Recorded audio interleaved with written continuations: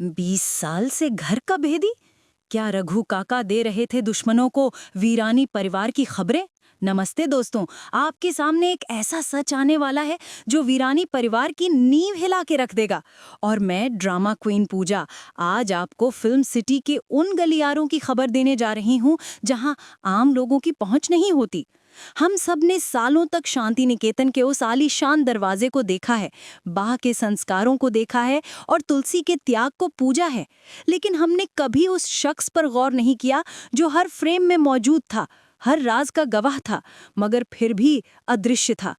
आज बात होगी रघु काका की, वो वफादार नौकर जो शायद वफादारी का चोला ओढ़े एक ऐसा जासूस था जिसने वीरानी साम्राज्य को खोखला करने में सबसे बड़ी भूमिका निभाई। फिल्म सिटी में काम करते हुए मुझे पुराने प्रोडक्शन हाउस के रद्दी में पड़े कुछ ऐसे स्क्रिप्ट के पन्ने और क्रिएटिव टीम की पुरानी डायरियां मिली हैं जो इस बात की गवाही देती हैं कि रघु काका का किरदार सिर्फ चाय परोसने के लिए नहीं लिखा गया था, बल्कि उनके हर कदम के पीछे एक गहरी साजिश छिपी थी। वीरानी हाउस का वो लिविंग रूम याद कीजिए जहां बड़े से बड़े फैसले लिए जाते थे। बा अपनी तिजोरी की चाबी संभालती थी और मिहिर अपने बिजनेस के गुप्त टेंडर्स डिस्कस करते थे। हर उस मीटिंग में, हर उस गुप्त चर्चा के बीच एक आवाज हमेशा आती थी। वो थी चाय के कपों की खनक और रघु काका की धीमी चाल। जब भी मिहिर किसी गंभीर समस्या में होता था या तुलसी किसी को फोन पर कोई राज बता रही होती थी, कैमरा अक्सर रघु काका पर फोकस करता था, जो पीछे पर्दों को ठीक कर रहे होते थे या डस्टिंग कर रहे होते थे। हम इसे शो का एक आम हिस्सा मानते रहे, लेकिन फिल्म सिटी के मेरे सूत्रों और राइटर्स के ओरिजिनल ड्राफ्ट के मुताबिक ये एक इशारा था। रघु काका कोई साधारण नौकर नहीं थे, बल्कि वीरानी परिवार के दुश्मनों द्वारा प्लांट किए गए एक स्लीपर सेल एजेंट की तरह थे। जरा इतिहास के पन्ने पलटिए। जब जब मंदिरा को तुलसी की चालों का पहले से पता चला, या जब जब पायल ने मिहिर के बिजनेस डील को खराब किया, उन्हें इतनी सटीक जानकारी आखिर मिल कैसे रही थी? शांति निकेतन की दीवारें तो नहीं बोल सकती थीं, लेकिन उन दीवारों के भीतर रघु काका के कान हमेशा खुले रहते थे। फिल्म सिटी में बरसों गुजारने के बाद मुझे ये समझ में आया है कि टीवी शोज में कोई भी किरदार बिना वजह इतना लंबा नहीं टिकता, और रघु काका तो पीढ़ियों से वहां थे। बा के जमाने से लेकर कृष्णा तुलसी के दौर तक बच्चे बड़े हो गए, बहुएं बदल गईं, लेकिन रघु काका नहीं बदले। मेरी एनालिसिस और अंदरूनी जानकारी कहती है कि रघु काका की वफादारी बिकाऊ थी। याद कीजिए वो दौर जब वीरानी इंडस्ट्रीज एक के बाद एक टेंडर हार रही थी। मिहिर और गौतम रात रात भर स्टडी रूम में माथापच्ची करते थे, प्लान बनाते थे, और सुबह होते ही राइवल कंपनी खन्ना इंडस्ट्रीज को उनकी बिड प्राइस पता चल जाती थी। शक हमेशा घर के नए सदस्यों या बाहरी लोगों पर गया, कभी साहिल पर तो कभी किसी एम्प्लॉय पर। लेकिन स्टडी रूम की सफाई करने का जिम्मा सिर्फ रघु काका के पास था। रद्दी की टोकरी में फेंके गए कागज के टुकड़ों को जोड़कर खबरें बाहर पहुंचाने का काम रघु काका बखूबी कर रहे थे। एक बार सेट पर चर्चा थी कि रघु काका का एक बेटा था जो गंभीर रूप से बीमार था, और उसका इलाज किसी सरकारी अस्पताल में नहीं, बल्कि शहर के सबसे महंगे प्राइवेट अस्पताल में चल रहा था, जिसका खर्चा वीरानी परिवार की सैलरी से पूरा होना नामुमकिन था। यही वो मजबूरी थी जिसका फायदा वीरानी परिवार के दुश्मनों ने उठाया था। पायल ने शायद सालों पहले रघु काका की इसी दुखती रग को पकड़ लिया था। कल्पना कीजिए उस मंजर की जब बा मंदिर में दिया जला रही होती थी और रघु काका पीछे खड़े होकर श्रद्धा का नाटक कर रहे होते थे, जबकि उनका असली ध्यान बा की उस पोटली पर होता था जिसमें घर की तिजोरी की डुप्लीकेट चाबी होती थी। मैं पूजा दावे के साथ कह सकती हूँ कि अंश वीरानी का बिगड़ना और उसका घर के भेदों को जानना भी रघु काका की ही देन थी। अंश जब अपने गलत रास्तों पर था तो घर में घुसने और निकलने के लिए पीछे का दरवाजा हमेशा रघु काका ही खुला छोड़ते थे। ये सिर्फ लापरवाही नहीं थी, ये एक सोची समझी रणनीति थी, ताकि घर का वारिस बर्बाद हो जाए और तुलसी का ध्यान बढ़ जाए। फिल्म सिटी के मेकअप रूम्स में आज भी दबी जुबान में बात होती है कि राइटर्स ने एक ऐसा ट्रैक प्लान किया था जहां रघु काका को रंगे हाथों पकड़ा जाना था, लेकिन ऐन मौके पर टीआरपी के खेल और चैनल के दबाव में उस ट्रैक को ठंडे बस्ते में डाल दिया गया, जिससे रघु काका की छवि एक मसीहा नौकर की बनी रही। लेकिन हकीकत कुछ और ही थी। शांति निकेतन के फोन लाइंस को टैप करने की जरूरत किसी को नहीं थी, क्योंकि रघु काका खुद एक चलते फिरते टेप रिकॉर्डर थे। मुझे याद है एक खास सीक्वेंस जहां तुलसी मंदिरा के खिलाफ एक जाल बिछाती है। वो प्लान सिर्फ तुलसी और बा के बीच डिस्कस हुआ था। कमरे में तीसरा कोई नहीं था सिवाय रघु काका के, जो वहां से झूठे बर्तन उठाने आए थे। और अगले ही दिन मंदिरा ने अपनी चाल बदल दी। उस वक्त सबने सोचा कि मंदिरा बहुत शातिर है, लेकिन शातिर मंदिरा नहीं थी, गद्दार घर के अंदर था। एक थियरी ये भी कहती है कि रघु काका का संबंध सिर्फ पायल या मंदिरा से नहीं, बल्कि तुषार और अनुपम कपाड़िया के समय से ही वो डबल क्रॉस कर रहे थे। वीनानी परिवार उन्हें अपने परिवार का हिस्सा मानता था, उन्हें हर सुख दुख में शामिल करता था, और यही उनका सबसे बड़ा हथियार बन गया। भरोसा एक कांच की तरह होता है, और रघु काका ने उस कांच पर रोज थोड़ा थोड़ा हथौड़ा मारा, बिना शोर किए। जब मिहिर की याददाश्त गई थी और वो वापस आया था, तब भी रघु काका ने उसे पहचानने में जो देरी की या जो हाव भाव दिखाए, वो स्क्रिप्ट में लिखे गए थे, ताकि मिहिर को अपने ही घर में अजनबी महसूस कराया जा सके। मैं फिल्म सिटी में रोज शूटिंग देखती हूँ, और मुझे पता है कि बैकग्राउंड कैरेक्टर को कब और क्यों फोकस में लाया जाता है। रघु काका को अक्सर तब दिखाया जाता था जब कोई बहुत बड़ा राज खुलने वाला होता था। क्या आपको याद है वो रात जब सविता बा और गायत्री चाची के बीच जायदाद को लेकर बहस हो रही थी? रघु काका दरवाजे के पीछे खड़े थे। वो चाहते तो अंदर जाकर उन्हें शांत कर सकते थे, जैसा कि पुराने नौकर करते हैं, लेकिन उन्होंने वो झगड़ा होने दिया और बाद में वही बात जाकर दक्षा चाची के कान में डाल दी कि आज बड़ी मालकिन बहुत गुस्से में थी। उन्होंने आग में घी डालने का काम किया, वो भी इतनी मासूमियत से कि किसी को शक ही नहीं हुआ। ये डिवाइड एंड रूल की पॉलिसी थी जो दुश्मनों ने रघु काका के जरिए घर में प्लांट की थी। वीरानी परिवार को बाहर से तोड़ना नामुमकिन था, क्योंकि वो एक चट्टान थे, इसलिए उन्हें अंदर से दीमक की तरह खोखला करने के लिए रघु काका का इस्तेमाल किया गया था। अब जरा सोचिए उस वसीयत के बारे में जो बाबूजी के गुजरने के बाद अचानक से गायब हो गई थी या बदल दी गई थी। घर के लॉकर तक पहुंच सिर्फ बा और तुलसी की थी, लेकिन लॉकर की सफाई, लॉकर रूम की चाबी का गुच्छा अक्सर टेबल पर पड़ा रहता था जब बाप पूजा कर रही होती थी। रघु काका का वहां मौजूद होना महज इत्तेफाक नहीं था।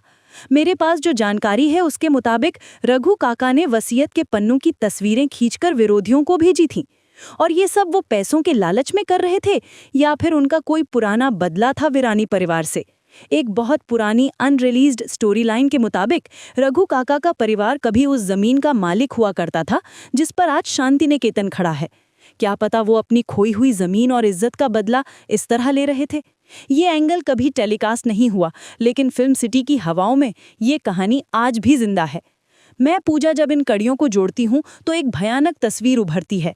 एक ऐसा चेहरा जो दिन भर बा बा करता था, लेकिन रात के अंधेरे में वही चेहरा एक षड्यंत्रकारी की हंसी हंसता था। इस धोखे की गहराई इतनी ज्यादा थी कि इसने तुलसी और मिहिर के रिश्ते पर भी असर डाला। कई बार मिहिर को तुलसी के बारे में गलत फहमियां हुई, क्योंकि किसी ने उसे गलत वक्त पर गलत जानकारी दी।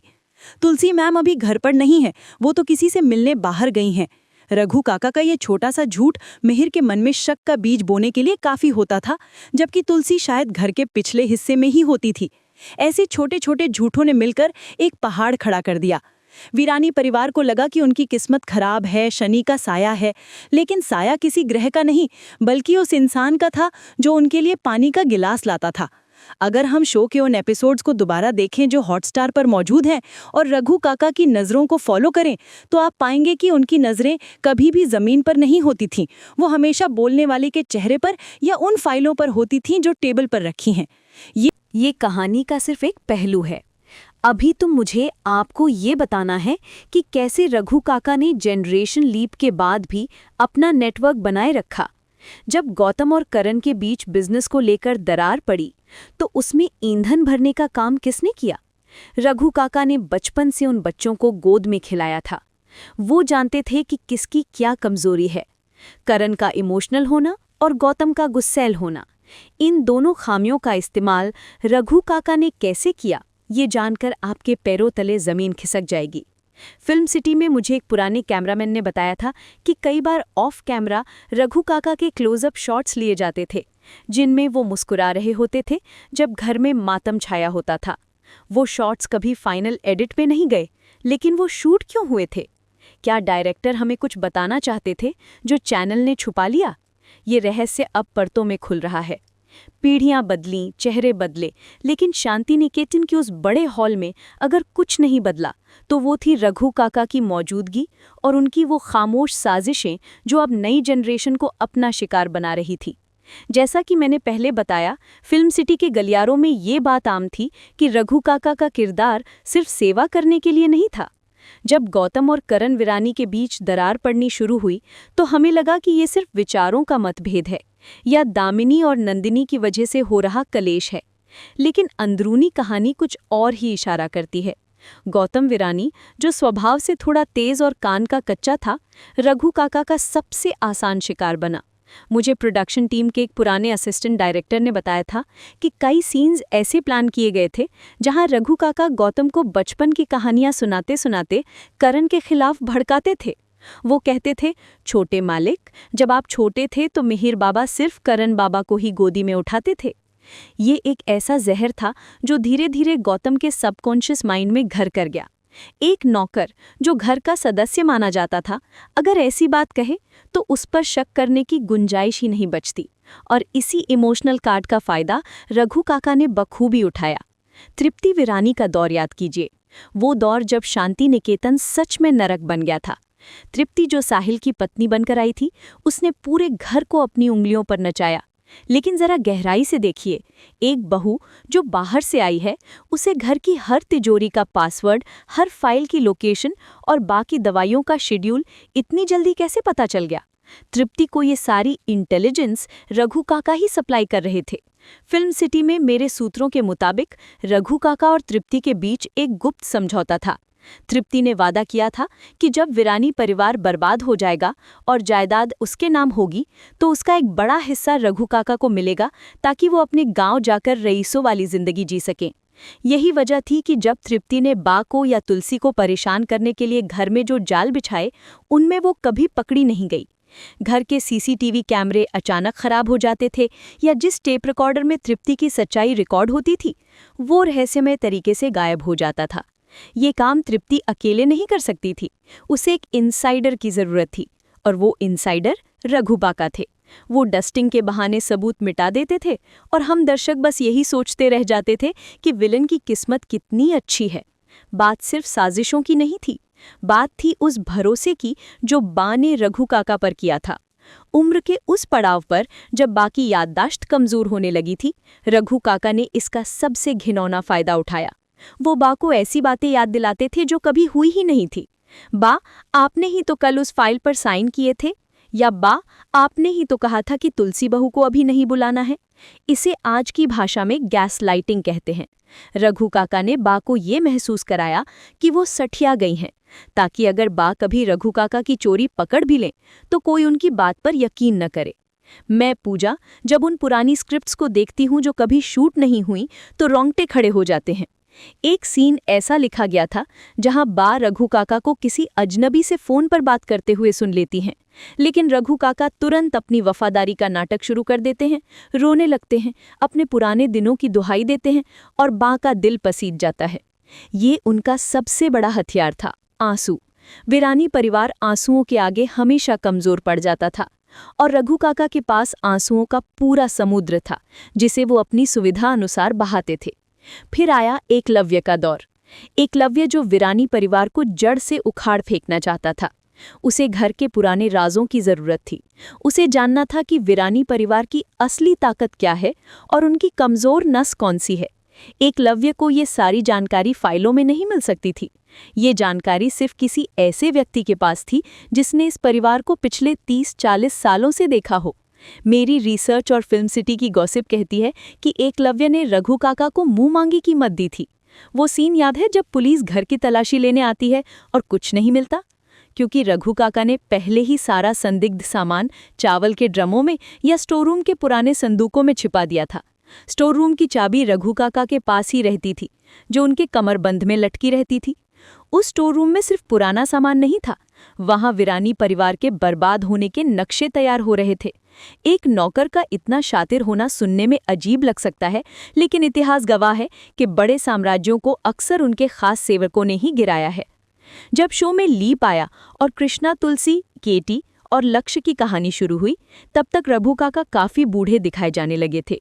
उनकी कमर झुक गई थी, बाल सफ़ेद हो चुके थे, लेकिन उनकी सुनने की क्षमता और भी तेज हो गई थी। नई जनरेशन को लगा कि ये तो घर के बुजुर्ग समान हैं, इनसे क्या छिपाना। केटी अक्सर अपने दिल की बात, अपने प्लान्स रघु काका के सामने बोल देती थी। उसे लगता था कि वो एक दीवार से बात कर रही है, लेकिन वो दीवार सारी बातें रिकॉर्ड कर रही थी।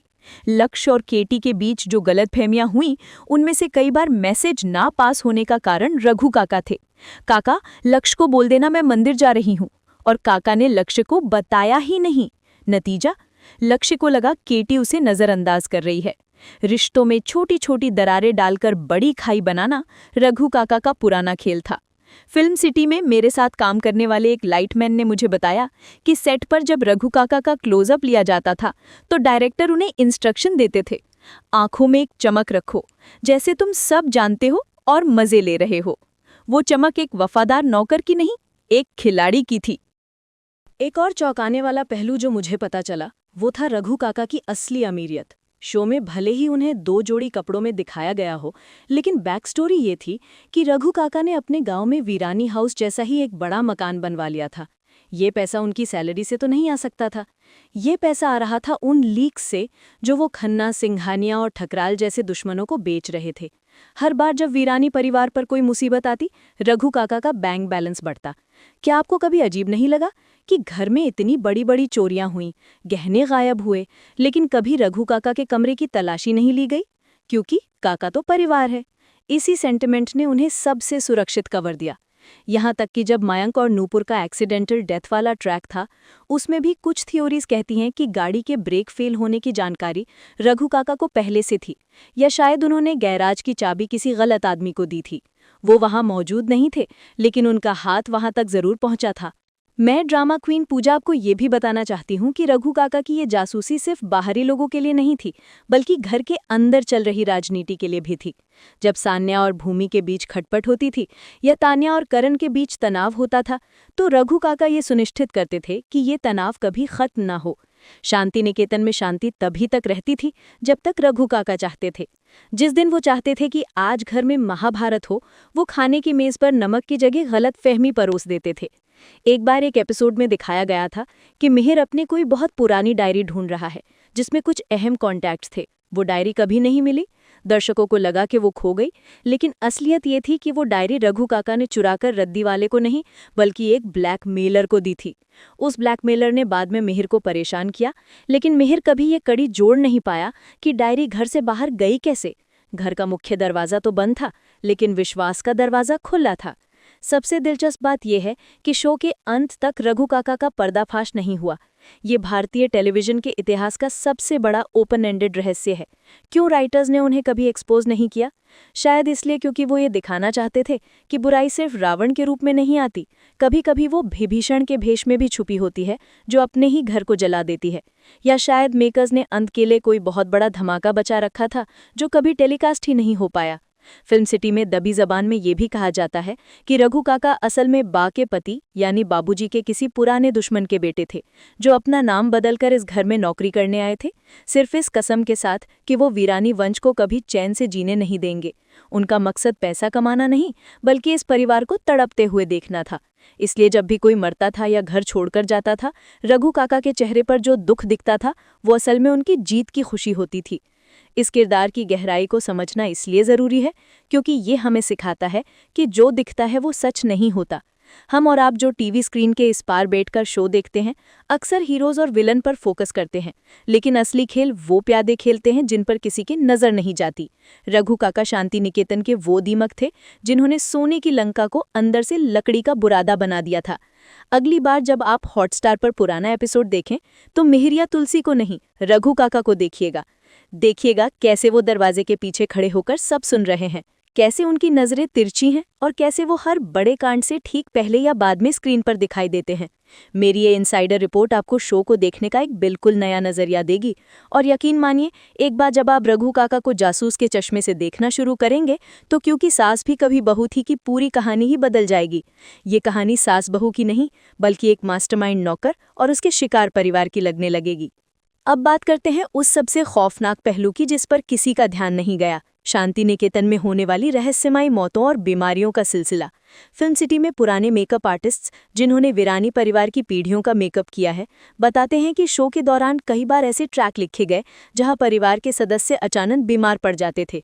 सविता की तबीयत बिगड़ना हो या मेहर को अचानक हार्ट अटैक आना, इन सब घटनाओं में एक कॉमन लिंक था, रघु काका के हाथ का बना खाना या उनके द्वारा दी गई दवाइयाँ।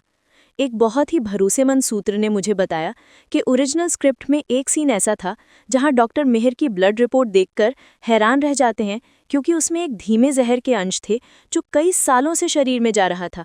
ये जहर कोई बाहर वाला आकर नहीं दे सकता था, ये काम वही कर सकता था जो किचन का इंचार्ज हो, जो जानता हो कि मेहर सुबह उठकर सबसे पहले क्या पीता है। रघु काका की वो आदत कि मेहर बाबा ये काढ़ा पी लीजिए, बा ने भिजवाया है, ये वाक्य उनका सबसे बड़ा ब्रह्मास्त्र था। बा का नाम लेकर उन्होंने परिवार को क्या क्या खिलाया, इसका हिसाब शायद भगवान के पास भी नहीं होगा।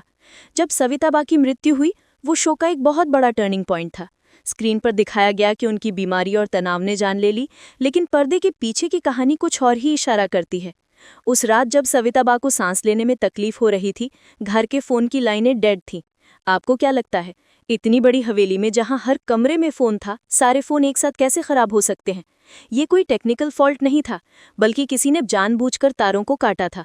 और उस वक्त घर में जाग कौन रहा था? सिर्फ रघु काका। मेरी थियोरी और फिल्म सिटी में मिली जानकारी के मुताबिक रघु काका ने डॉक्टर को फोन करने में जानबूझकर देरी की थी। वो चाहते थे कि सविता, जो घर की एक मजबूत कड़ी थी और जो अक्सर तुलसी के खिलाफ खड़े होकर घर को एक अलग दिशा में ले जाती थी या कभी कभी तुलसी का साथ देती थी, वो रास्ते से हट जाए। सविता बा का जाना वीरानी परिवार के बिखरने की शुरुआत थी, और इस बिखरने की पटकथा रघु काका ने उस रात फोन का रिसीवर नीचे रखकर लिखी थी। उनकी आंखों में आंसू थे, लेकिन वो आंसू मगरमच्छ के थे, ताकि कोई उन पर उंगली न उठा सके। शांति निकेतन की बनावट को लेकर भी एक बहुत बड़ा राज है जो सिर्फ रघु काका जानते थे। ये सेट जो फिल्म सिटी में बना था, उसमें कई खुफिया रास्ते और चोर दरवाजे दिखाए जाने का प्लान था। रघु काका जानते थे कि स्टोर रूम के पीछे एक ऐसा रास्ता है जो सीधा घर के बाहर कंपाउंड में खुलता है। यही वजह है कि जब भी घर में कोई अपराधी, चाहे वो मंदिरा हो या कोई किडनैपर, घुसता था तो सिक्योरिटी गार्ड्स को पता नहीं चलता था। रघु काका उन चोर दरवाजों के कीपर थे। वो रात के अंधेरे में दुश्मनों को अंदर आने देते थे और सुबह होने से पहले उन्हें बाहर निकाल देते थे। मुझे एक पुराने सेट डिजाइनर ने बताया कि रघु काका के क्वार्टर, जो सर्वेंट क्वार्टर था, उसके सेट पर एक गुप्त तिजोरी का डिजाइन बनाया गया था। एक नौकर के कमरे में तिजोरी का क्या काम? जाहिर है वहां वो रिश्वत के पैसे और घर के चुराए हुए गहने रखते थे। कई बार घर में चोरी का नाटक होता था, पुलिस आती थी, लेकिन सामान कभी नहीं मिलता था। वो सामान कहीं बाहर नहीं जाता था, वो रघु काका के उसी गुप्त तहखाने में सुरक्षित रहता था, जिसे पुलिस कभी चेक नहीं करती थी, क्योंकि गरीब नौकर पर शक करना उनके प्रोटोकॉल में नहीं था। तुलसी और मेहर के वनवास वाले ट्रैक पर गौर कीजिए। जब तुलसी को घर छोड़कर जाना पड़ा तो पूरा परिवार दुखी था, लेकिन रघु काका ने तुलसी को रोकने की कोई खास कोशिश नहीं की। वो बस दरवाजे पर खड़े होकर देखते रहे। फिल्म सिटी के गलियारों में ये चर्चा थी कि रघु काका ने ही बा के कान में ये बात डाली थी कि तुलसी बहू की कुंडली दोष की वजह से घर पर मुसीबतें आ रही हैं। उन्होंने ज्योतिषियों को रिश्वत देकर झूठी भविष्यवाणियां करवाईं। रघु काका जानते थे कि जब तक तुलसी घर में है, घर पूरी तरह नहीं टूट सकता, क्योंकि तुलसी फेविकोल की तरह सबको जोड़कर रखती थी। इसलिए तुलसी को घर से निकालना उनके मास्टर प्लान का सबसे अहम हिस्सा था। जब तुलसी चली गई तो घर पर कब्जा करना आसान हो गया, बाहरी दुश्मनों के लिए रास्ता साफ हो गया। उस दौरान रघु काका ने घर के राशन, खर्चे और हिसाब किताब में जो हेरा फेरी की, उससे उन्होंने लाखों बनाए। वीरानी परिवार उस वक्त अपने इमोशनल ड्रामा में इतना उलझा हुआ था कि किसी ने चेकबुक या पासबुक देखने की जहमत नहीं उठाई, और रघु काका दीमक की तरह उनकी संपत्ति चाटते रहे। एक और दिलचस्प पहलू है जेनरेशन गैप का। जब नई पीढ़ी सावरिया, कृष्ण, तुलसी, मयंक बड़े हुए तो रघु काका ने अपनी वफादारी का नाटक उनके सामने भी जारी रखा, लेकिन यहाँ उनकी रणनीति बदल गई थी। अब वो इन्फॉर्मेशन ब्रोकर बन गए थे। वो सावरिया की बातें मयंक को बताते और मयंक की बातें सावरिया को। तुम्हारे भाई ने तुम्हारे बारे में ऐसा कहा, ये छोटा सा वाक्य भाई भाई के बीच युद्ध कराने के लिए काफी था। मुझे याद है एक एपिसोड में जिसमें मयंक को लगता है कि घर वाले उसे अपना नहीं मानते क्योंकि वो गोद लिया हुआ है, या ऐसी ही कोई इनसिक्योरिटी। ये इनसिक्योरिटी मयंक के दिमाग में खुद नहीं आई थी, इसे धीरे धीरे रघु काका ने प्लांट किया था। वो मयंक को अकेले में कहते, मयंक बेटा तुम दिल छोटा मत करो, असली खून तो असली ही होता है। ये सहानुभूति नहीं थी, ये एक मनोवैज्ञानिक आक्रमण था। वो चाहते थे कि मयंक विद्रोही बन जाए, और हुआ भी वही। मैं पूजा, जब इन कड़ियों को जोड़ती हूँ तो मुझे महसूस होता है कि रघु काका शायद बापूजी के किसी पुराने दुश्मन का प्रतिशोध थे। शायद ये कहानी शो के अंत में खुलने वाली थी कि रघु काका असल में उस परिवार से ताल्लुक रखते हैं जिसे वीरानी परिवार ने अनजाने में बर्बाद कर दिया था। हो सकता है कोई पुरानी मिल या जमीन का विवाद रहा हो। ये बदला इतना गहरा था कि उन्होंने अपनी पूरी जिंदगी एक नौकर बनकर गुजार दी। सिर्फ इसलिए एक नौकर बनकर गुजार दी, सिर्फ ये सुनिश्चित करने के लिए कि वीरानी परिवार कभी सुखी न रह सके। इसे डेडिकेशन ऑफ हेट कहते हैं। शो के अंत में जब सब कुछ ठीक हो रहा था, तब भी रघु काका के चेहरे पर एक अजीब सी खामोशी थी। वो खामोशी हार की नहीं, बल्कि इस संतोष की थी कि उन्होंने इस परिवार को जितना दर्द दिया है, उतना कोई दुश्मन 100 साल में भी नहीं दे सकता था। उन्होंने मिहिर से उसकी जवानी छीनी, तुलसी से उसका सुकून छीना और बा से उनका बुढ़ापे का सहारा। बिना हथियार उठाए, सिर्फ चाय की ट्रे और मीठी बातों से उन्होंने एक साम्राज्य को घुटनों पर ला दिया। अंत में ये समझना जरूरी है कि क्योंकि सास भी कभी बहू थी में विलन बदलते रहे, पायल आई, मंदिरा आई, तृप्ति आई, एकलव्य आया, लेकिन रघु काका वही रहे। वो एकमात्र कांस्टेंट विलन थे जो कभी एक्सपोज नहीं हुए।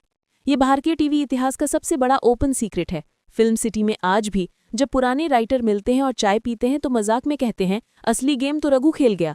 अगर आज इस शो का रीमेक बने या कोई सीक्वल आए तो मेरी शर्त है कि कहानी की शुरुआत वहीं से होनी चाहिए जहां रघु काका की वसीयत मिलती है और उसमें लिखा होता है कि शांति निकेतन का असली मालिक मैं हूं।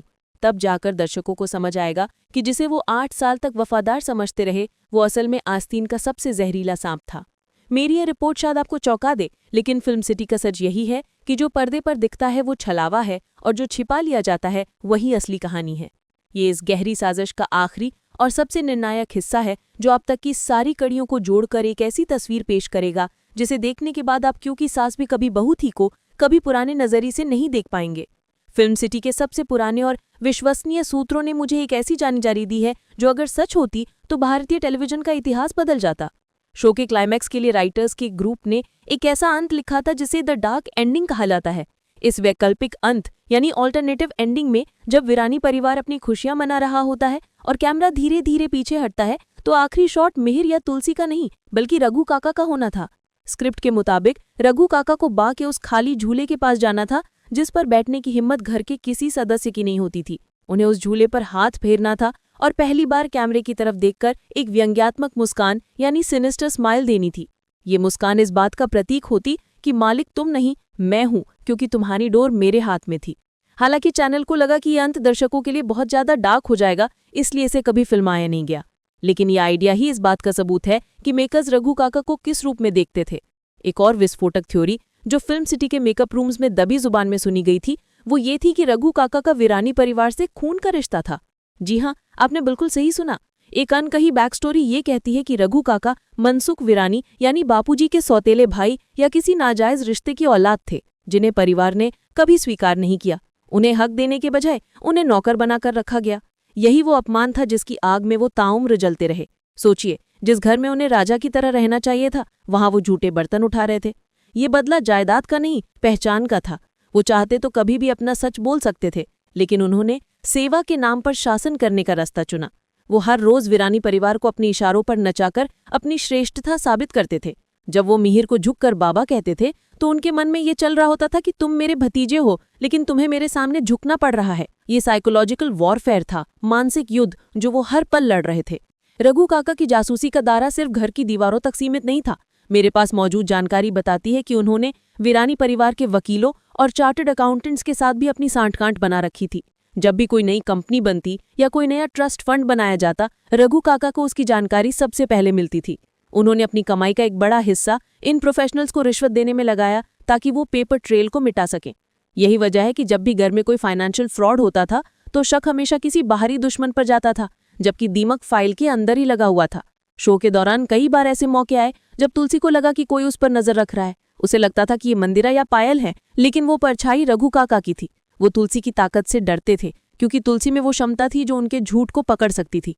इसलिए रघु काका ने हमेशा तुलसी को इमोशनली उलझाए रखा, कभी बच्चों की समस्याओं में, कभी बाकी बीमारी में, तो कभी मिहिर के एक्सीडेंट्स में। तुलसी का ध्यान भटकाना ही उनकी सुरक्षा की गारंटी थी। आज जब हम हॉटस्टार पर इस शो को रिवाइंड करके देखते हैं तो रघु काका का किरदार एक मास्टर क्लास लगता है। एक दृश्य याद आता है जहां पूरा परिवार भगवान की मूर्ति के सामने आरती कर रहा है। सबकी आंखें बंद हैं, सब भक्ति में लीन हैं, लेकिन पीछे खड़े रघु काका की आंखें खुली हैं और वो परिवार को घूर रहे हैं। ये बहुत ही प्रतीकात्मक दृश्य था। ये दिखाता है कि जब आप भगवान भरोसे होते हैं तब शैतान अपना काम कर रहा होता है। रघु काका इस शो की वो शैडो विलन थे जिन्होंने कभी अपने हाथ खून से नहीं रंगे, लेकिन उन्होंने जो माहौल बनाया उसमें कई रिश्ते और कई जाने गईं। पार्थ का जाना हो या गंगा का दुख हो या भी करुण और नंदिनी का बिछड़ना, इन सब घटनाओं के पीछे कहीं न कहीं मिसकम्युनिकेशन था, और उस मिसकम्युनिकेशन का डाकिया रघु काका ही थे। अंत में मैं ड्रामा क्वीन पूजा अपने सभी दर्शकों और वीरानी परिवार के फैन से ये कहना चाहती हूँ कि अगली बार जब आप क्योंकि सास भी कभी बहू थी देखें तो इस नजरिए से देखें कि ये कहानी तुलसी की नहीं बल्कि रघु काका की है। एक ऐसा आदमी जिसने बिना शोर मचाए, बिना बंदूक उठाए एशिया के सबसे बड़े टीवी परिवार को खोखला कर दिया। ये भरोसे के कत्ल की सबसे बड़ी दास्तान है। फिल्म सिटी के राज कभी खत्म नहीं होते और रघु काका का ये राज उनमें से सबसे गहरा है। शायद अगर शो 10 साल और चलता तो रघु काका शांति निकेतन खरीद लेते और वीरानी परिवार को वहां से निकाल देते। खैर, जो हुआ सो हुआ, लेकिन सच्चाई यही है कि असली खिलाड़ी वही था जो पर्दे के पीछे खड़ा था। ये थी मेरी इनसाइडर रिपोर्ट। उम्मीद है आप शांति निकेतन की चाय की प्याली में घुली उस कड़वाहट को महसूस कर पाएंगे जो रघु काका रोज परोसते थे।